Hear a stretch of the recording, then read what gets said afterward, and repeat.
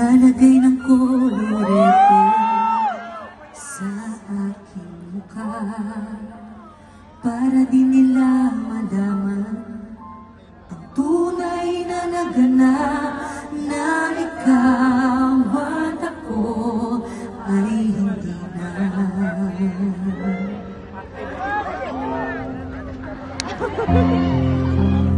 Ingin sa'yo pang mga ngiti para di halata, damdamin ko'y pinipigil, sa loob umiiyak, dahil ikaw at ako ay hindi na.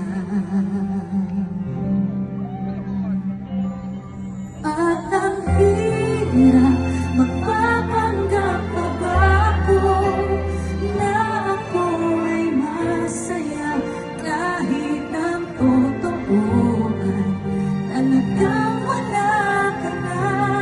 At kung bukas pagmulat ng aking mata, kung may mahal ka ng iba, wala na akong magagawa, di ba?